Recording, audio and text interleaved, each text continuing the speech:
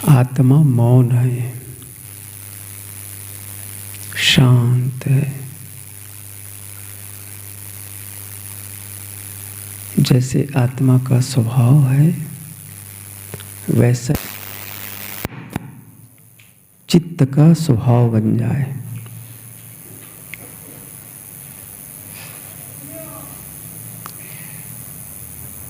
जैसे आत्मा शांत और मौन है, ऐसे ही जब चित्त शांत और मौन हो जाता है तो चित्त का आत्मा से संबंध बनता है। इसलिए अभ्यास करना है शांत और मौन होने का। सभी साधक ध्यान की मुद्रा में बैठे, सीधे बैठे, रीढ़, गर्दन और सिर बिल्कुल सिधाई में हो, आंखें बंद हो, बीच बीच में आंखें खोलकर इधर उधर देखने की चेष्टा न करें। समय होने पर यहाँ से निर्देश दिया जाएगा। बहुत कम समय के लिए ही बैठते हैं, ज़्यादा नहीं बैठते हैं, बहुत कम समय के लिए। केवल एक आपको वानगी लेना है, इस सिस्टम को समझना है। बाकी तो आप घर में ही ज़्यादा करेंगे तभी ज़्यादा लाभ होगा। यहाँ तो केवल थोड़ा सा सीखने जैसा है, बस ऐसा करना चाहिए।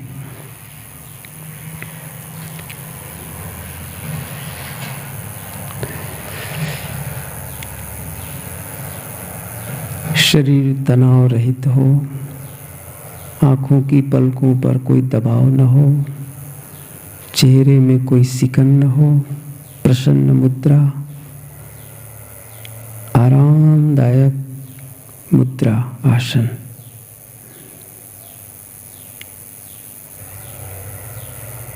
प्रारंभ में गहरी लंबी सांस, साथ में संकल्प भाव, मैं ध्यान में प्रवेश करके रहूंगा।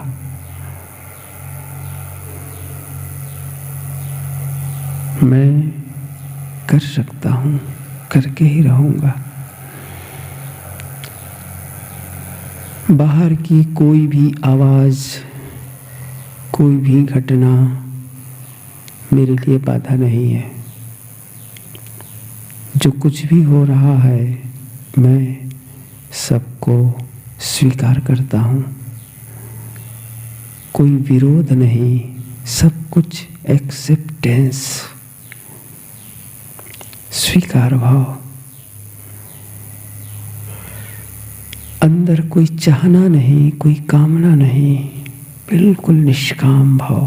किसी से मिलना नहीं, कुछ देखना नहीं, कुछ सुनना नहीं, कुछ पाना नहीं, कुछ खाना पीना नहीं, बस शांत। गहरी लंबी सांस, कुछ देर के बाद स्वाभाविक सांस पर लौट आए। सांस आती और जाती है, बिना प्रयत्न के सांस आ रही है, जा रही है।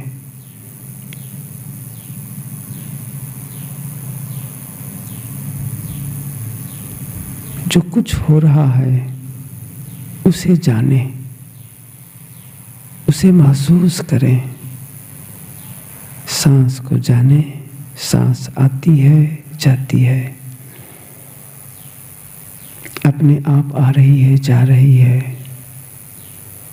हमें कोई परिवर्तन नहीं करना है श्वासों पर। जो है वह है, बस सजग होकर के जानना है कि सांस आ रही है, जा रही है। और ये भावना करें कि मेरा शरीर शिथिल है, पूर्ण विश्राम अवस्था में है। सांस भी धीरे धीरे शांत हो रहा है। मेरा मन भी शांत हो रहा है, और शांत और शांत, एकदम शांत। और अंदर की सन्नाटा को महसूस करें, अपने अकेलेपन को महसूस करें कि मैं अकेला हूँ, मैं शांत आत्मा हूँ, मैं शुद्ध आत्मा हूँ, मैं पूर्ण काम हूँ, मुझे कुछ नहीं चाहिए। मुझे जो चाहिए वो मेरे पास है, वो मैं स्वयं हूँ। पूर्ण निष्काम भाव, शांत।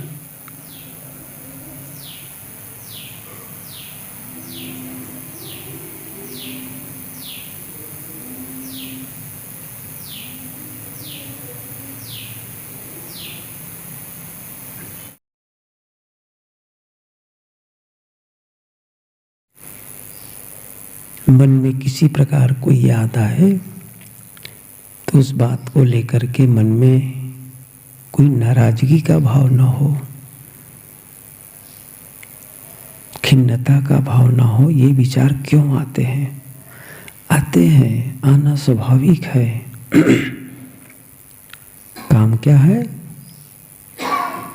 उसको छोड़ देना है। और छोड़ने का तरीका क्या है? पुनः श्वास को देखने लगना।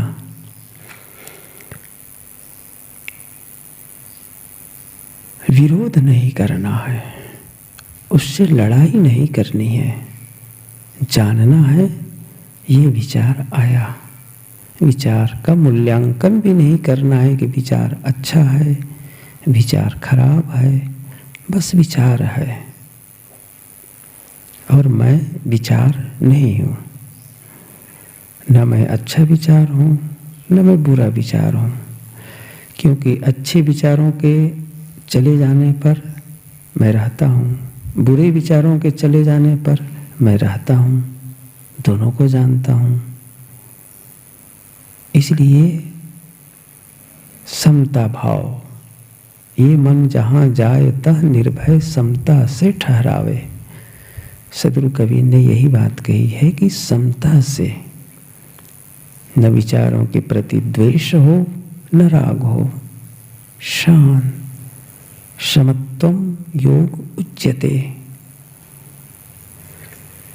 समता ही योग की ऊंचाई है।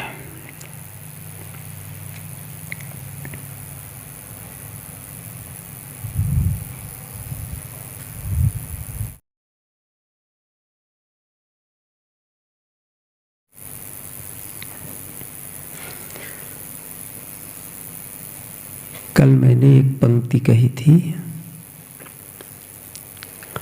ध्यान मन की साधना है और मन की साधना जीवन की साधना है। यदि आप अपने जीवन को साधना चाहें, या कहना चाहिए कि जीवन को सुंदर बनाना चाहें, तो उसके लिए मन को सुंदर बनाना होगा। सभी के पास तन, मन और आत्मा, ये चीजें हैं। आत्मा आप स्वयं हैं, जिसकी उपस्थिति से जीवन चल रहा है। शरीर जीवित है, शरीर में क्रियाकलाप है। वो कौन है? आपका अस्तित्व, आत्मा, जीव, कुछ भी नाम ले लो।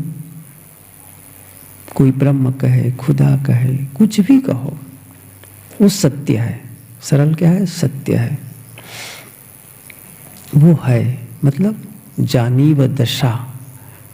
अंदर में क्या है? जानीव दशा, ज्ञान करने वाला, ज्ञाता, दृष्टा, साक्षी, वो सब शब्द हैं।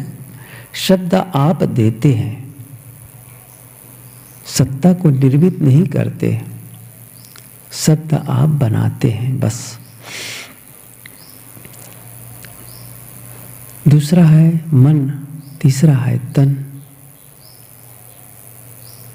साधना कहाँ होगी? साधना शरीर से। शरीर तो माध्यम है। शरीर पर कितना काम करेंगे आप? शरीर तो माध्यम है। इसलिए साधन को ठीक ठाक करना है, इसलिए साध्य तक पहुँचे। इसी के लिए जैसे आपके पास गाड़ी है, कार है, बाइक है, क्या है? साधन, पहुँचने के लिए, जाने के लिए। ऐसे ही यह शरीर साधन है, इसको ठीक ठाक रखना जरूरी है। लेकिन हम अपने ज्ञान के बल पर, हमें बहुत ज्ञान है, ज्ञान के बल पर या साधना के ही बल पर या कोई प्रयत्न करके आप शरीर में जो परिवर्तन हो रहा है उसे रोक नहीं सकते। ये प्राकृतिक है, कुदरती है। आप देख ही रहे हैं, जब कोई बच्चा जन्म लेता है, छोटा होता है, धीरे धीरे धीरे धीरे बढ़ता है और बढ़ता है और बढ़ता है। फिर क्या होता है? जर्जर होने लगता है, बूढ़ा होता है, जर्जर होता है, घिस जाता है, अंत हो जाता है। ये जो शरीर की जो परिवर्तनशीलता है, इसे आप रोक नहीं सकते। चाहे जितना इसको प्रयास करो, ये ठहरेगा नहीं। कोटिन यतन करो यह तन की अंत अवस्था धूरी। ये सदगुरु की पंक्ति है। कोटिन यतन करो यह तन की, करोड़ों यतन करो, बहुत से रसायन खाओ, दवाई खाओ, व्यायाम करो, प्राणायाम करो, एक्सरसाइज करो, 1000 संयम करो, इसका परिवर्तन होगा। इसका मतलब नहीं कि संयम गलत है। संयम तो जरूरी है, संयम जरूरी है, लेकिन संयम करके हम स्वस्थ रहने का प्रयास करते हैं, ताकि हम अपनी मंजिल को, अपनी साधना को हम सही तरीके से कर सकें या मंजिल तक पहुंच सकें। इसी के लिए, या जब तक जीवें स्वस्थ जिए, प्रसन्न जिए। ये शरीर की स्थिति है। संयम पूर्वक हम इसे स्वस्थ रख सकते हैं। दूसरा है, और है उसके पश्चात आत्मा। आत्मा का क्या है? अपरिवर्तनशील। उसमें किसी प्रकार भी परिवर्तन नहीं होता। जैसे मंत्र में कहा जाता है, अहम शुद्ध चैतन्य ज्ञान स्वरूपम अजराहम अमराहम अखंडम अनूपम। अखंड है, टुकड़ा नहीं हो सकता है। ऐसा नहीं है कि उससे कुछ परिवर्तन किया जा सके, कुछ बदलाव किया जा सकते। वह अपरिवर्तनीय है। क्यों? क्योंकि वह अजन्मा है। अजन्मा, चाहे वो जड़ हो चाहे चेतन हो, उसमें क्या करेंगे आप? देखिए, ये वैज्ञानिकों का भी मानना है कि दुनिया में न एक कण बनाया जा सकता है, न एक कण मिटाया जा सकता है। जो है सो है, बस। तो आत्मा जब है तो उसमें कोई परिवर्तन नहीं होगा, कुछ भी नहीं। ज्ञान के माध्यम से, साधना के माध्यम से नहीं हो सकता। जैसे मैं इसको इस ढंग से बताऊं कि वह अशुद्ध हो तब तो शुद्ध करो, वो अपूर्ण हो तब तो पूर्ण करने का प्रयास करो, वो विकारी हो तो उसको निर्विकारी करने का प्रयास करो। नहीं, ऐसा है नहीं। वो दुख रूप हो तो उसके सुख रूप बनाओ। नहीं है, वो दुख सुख से परे है, दोनों को जानने वाला है। इसलिए उसे हम कोई परिवर्तित नहीं कर सकते, कुछ मिला नहीं सकते। तो शरीर पर भी बहुत काम नहीं किया जा सकता है, आत्मा पर भी नहीं किया जा सकता है। एक ही चीज है, वह है मन। मन, मन में ही परिवर्तन किया जा सकता है। मन में ही ज्ञान का प्रभाव, ज्ञान का संबंध शरीर से नहीं है, ज्ञान का संबंध आत्मा से भी नहीं है। आत्मा से ही तो ज्ञान मिश्रित हो रहा है, लेकिन शरीर से उसका संबंध नहीं है। शरीर से मतलब शरीर के किसी भी अंग को देखो, ज्ञान कहाँ है? ज्ञान का संबंध हाथ से है, पैर से है, आँख से है, नाक से नहीं। ज्ञान का संबंध होगा तो मन से होगा। इसीलिए एक पंक्ति सुने होंगे कभी, ज्ञान गुरु मन चेला। ज्ञान गुरु, ज्ञान का मतलब, गुरु का मतलब ज्ञान का समुच्चय, और चेला कौन है? मन है। वही ग्रहण करता है, वही बदलता है। इसलिए आप अपने मन में परिवर्तन कर सकते हैं, और इसी आशा से सब कहते हैं। सदगुरु कबीर ने जो बात कही है, एक साधे सब साधिया, सब साधे एक जाए। यदि उसमें परिवर्तन न किया जा सकता तो फिर ये उपदेश ही नहीं होता, उपदेश ही नहीं होता। आप विकारी मन को निर्विकारी बना सकते हैं, अशुद्ध मन को शुद्ध बना सकते हैं। इसी पर काम, एक ही काम तो करना है, बस मन को साधना है। तो मन को साधने के पहले मन को समझना पड़ेगा, ये महत्वपूर्ण है। ये है क्या, बनता कैसे है, कहाँ से बना है? शरीर के बारे में तो जान रहे हैं हम लोग, पंच महाभूत चिति जल पावक गगन समीरा, पंच रचितिया अधम शरीरा, या 5 तत्व का पूतरा मानुष धरिया नाव। कबीर साहब ने भी कहा है, मिट्टी पानी आग हवा ये तत्व हैं। आकाश को भी जोड़ लो, चलो आकाश तो कोई तत्व नहीं है, लेकिन संख्यावाचक तो ही है। 5 मतलब आकाश क्या है? न वो मिट्टी है, न पानी है, न आग है, न हवा है। तो एक अलग अवस्था है, एक अलग जगह है, खाली स्थान। आकाश का मतलब पोल, खाली स्थान। जैसे मिट्टी पानी आग हवा में क्रिया है, इसी प्रकार आकाश में नहीं कोई क्रिया, एक्शनलेस, एक्शनलेस। इसीलिए गीता में भी बात आई है, शरीर आत्मा को न शस्त्र काट सकते हैं, न आग जला सकती है, न हवा सुखा सकती है, न पानी भिगा सकता है। आकाश के लिए कुछ नहीं कहा गया है, आकाश के लिए कुछ नहीं कहा गया। शस्त्र का मतलब है पृथ्वी तत्व, और अन्य तत्वों के लिए कहा है, लेकिन आकाश के लिए कुछ नहीं, क्योंकि कुछ हो तब तो कहें। वो एक्शनलेस है, लेकिन अन्य तत्व एक्शन में है, क्रिया है उसमें है। और इन्हीं क्रियाओं से निर्माण और विनाश होता है, उत्पाद और व्यय।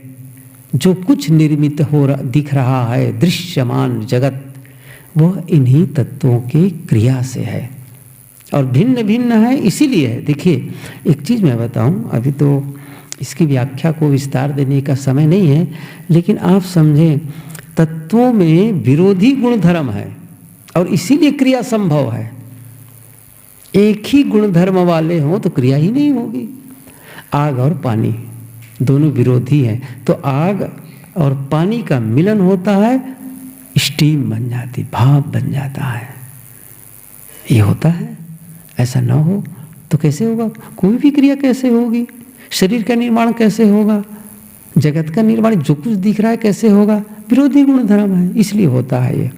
तो आकाश कुछ नहीं है, लेकिन 5 तत्व कहा जाता है। तो है तो 4 तत्व। तो शरीर तत्वों से निर्मित है,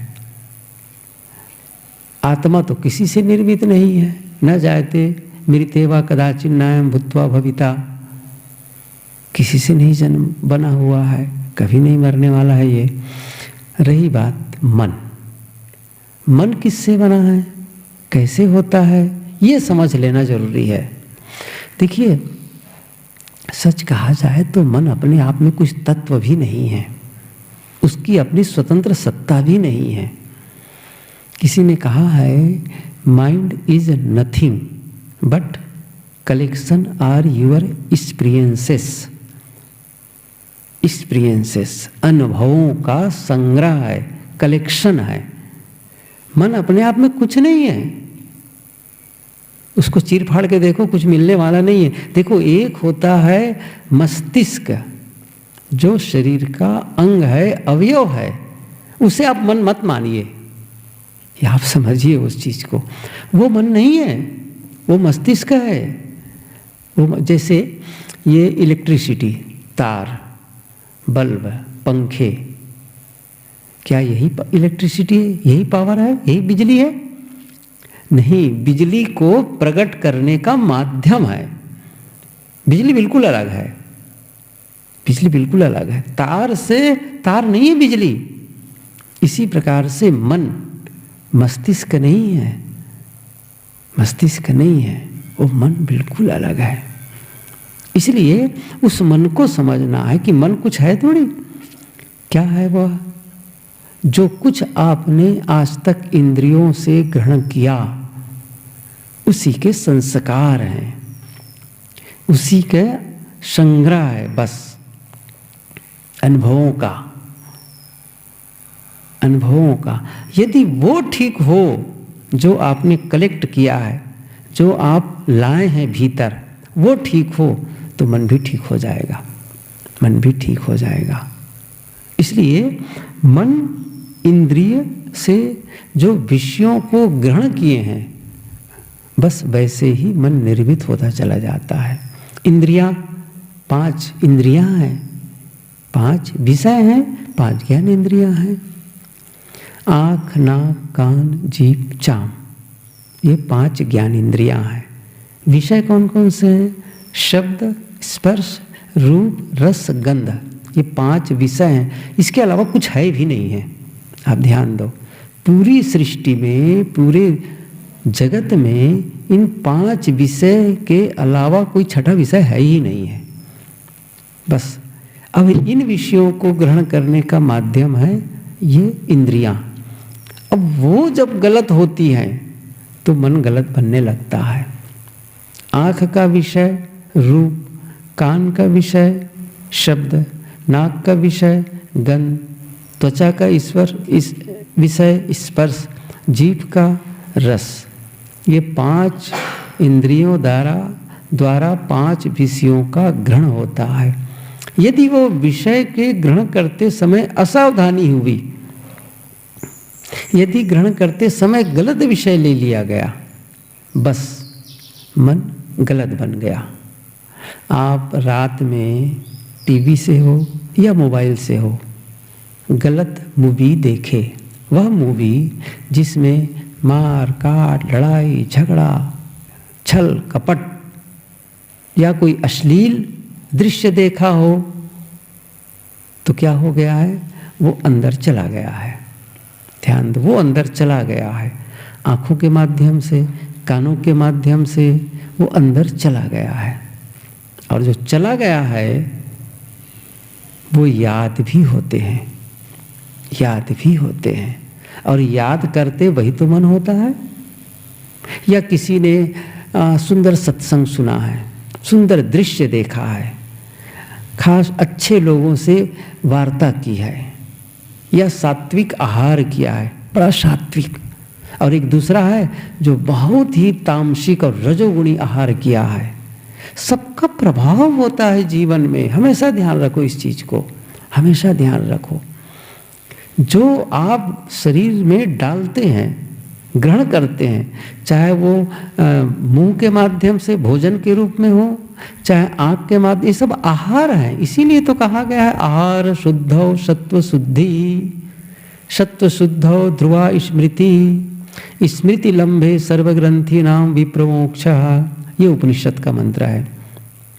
छांदोग्य उपनिषद में नारद को समझाते हुए सनत कुमार ने कहा है आहार शुद्धो।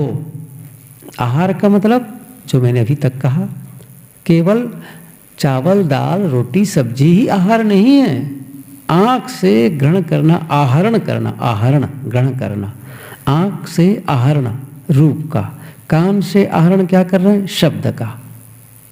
भोजन गलत होगा, स्वास्थ्य गलत होगा, विषय गलत ग्रहण होंगे, मन गलत बनेगा। बस इतना ही इसका भेद है, समझ सकें तो।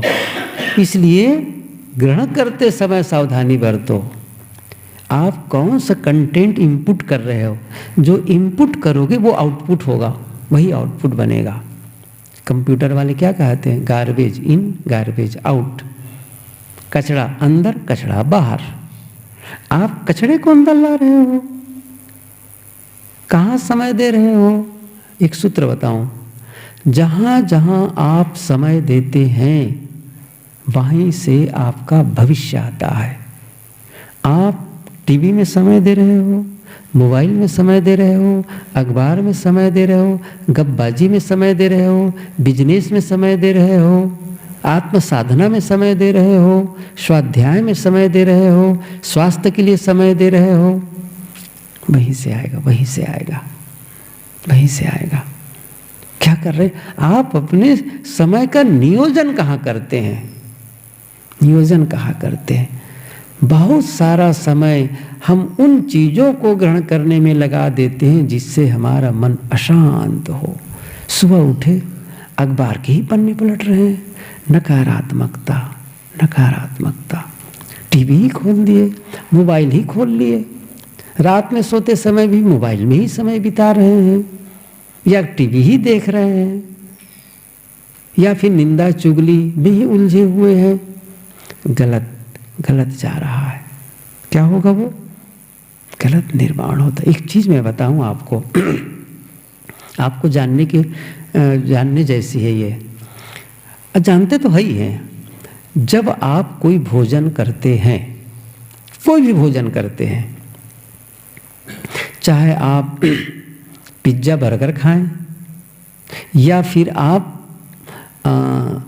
फ्रूट्स फल खाएं या फिर रोटी सब्जी खाएं, जो भी आप डालेंगे पेट उसे पचाएगा, पेट उसे पचाएगा। जो पचाएगा पेट, उसी का रस बनेगा, उसी का शरीर बनेगा। एक नियम है ये।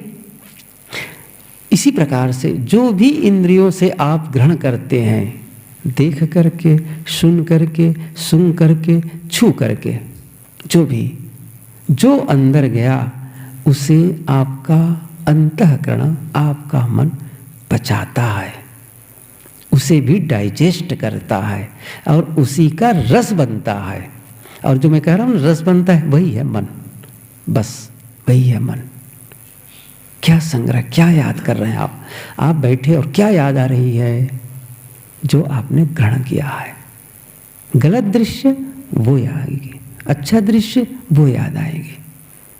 क्या आप कभी कोई भी साधक सोचे, क्या मैं जो देख सुन रहा हूं वो साधना में सहयोगी है, क्या मुझे आत्म प्रतिष्ठा की ओर ले जा रहा है, आत्मोत्थान की ओर ले जा रहा है, या आत्म पतन की ओर ले जा रहा है, क्या कर रहा है। हमें स्वतंत्र भूमिका मिली है, हम अपनी स्वतंत्रता का उपयोग आत्मोन्नति के लिए कर रहे हैं कि आत्मो अवनति के लिए कर रहे हैं। आत्मोन्नति के लिए करना चाहिए। क्या ग्रहण कर रहा हूं, ध्यान ही नहीं देते हैं हम लोग। समस्या तो यही है, ध्यान ही नहीं देते हैं। क्या जानना है, विचारों को जानना है, और विचारों के आधार पर आप जो ग्रहण किए हैं वो पता चल जाएगा।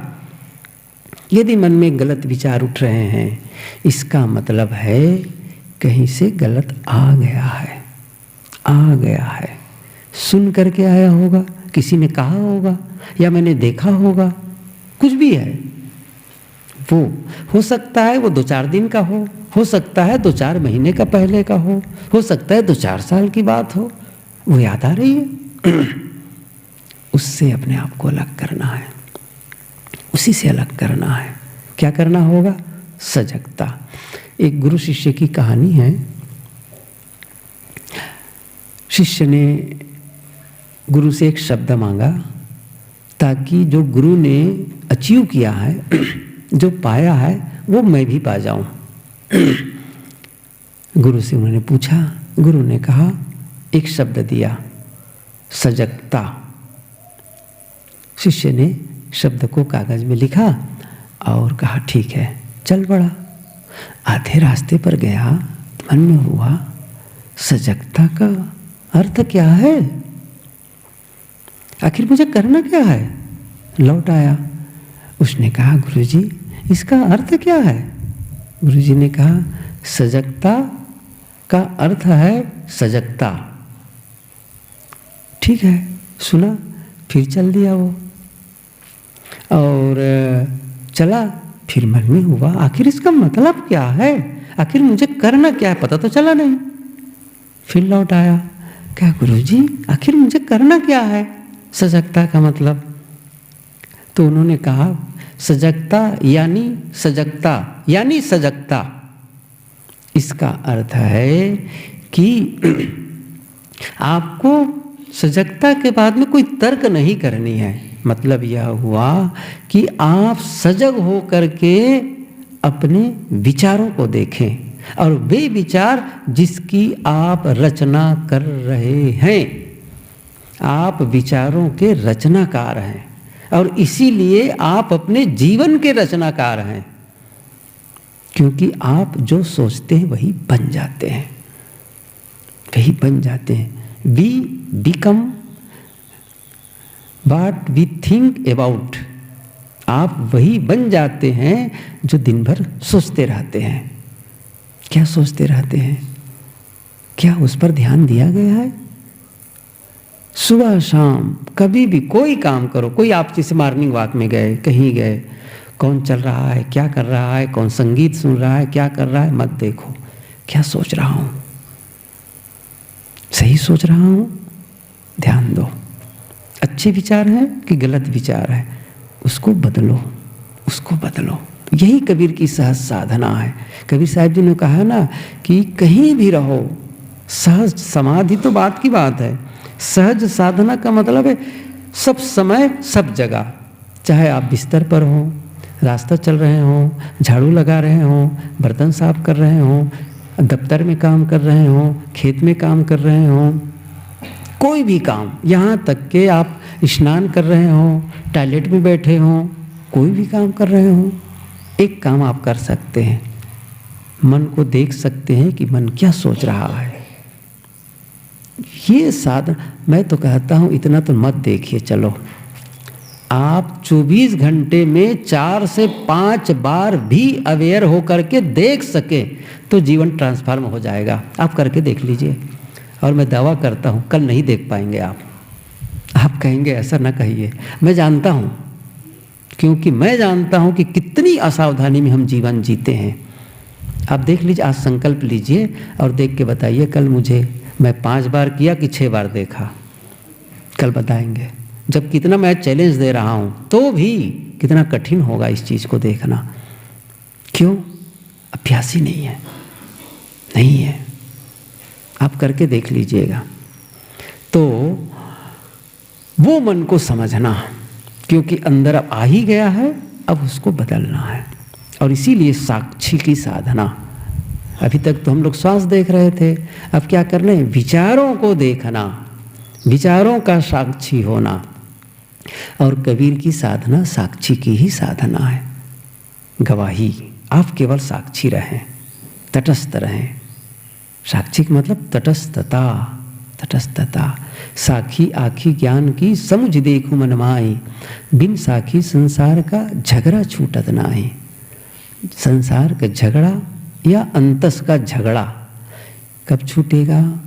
आप साक्षी बने, साक्षी बने। वो साक्षी का काम करना है। आए कुछ मिनट, बस समय खत्म हो गया है, समय पूरा हो चुका है। जो मैंने कहा वो आपको करना है। क्या कहा? बैठो और मन को देखो, क्या सोच रहा हूँ। शांत, मैं मन नहीं हूँ। सभी लोग आंखें बंद करें।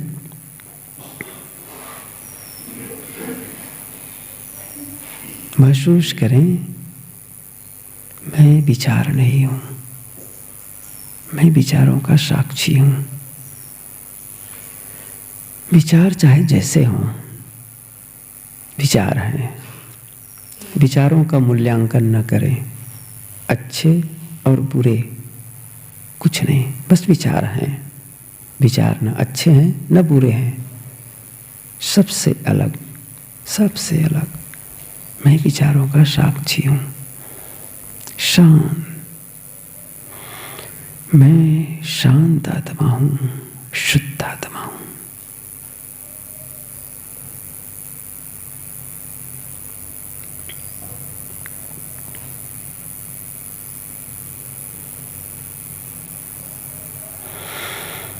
पूर्ण मौन, अकेलापन। मैं शांत महसूस करता हूँ।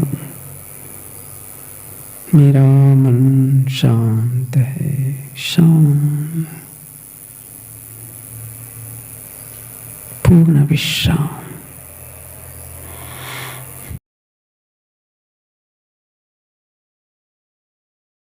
अहम शुद्ध चैतन्य ज्ञान स्वरूपम।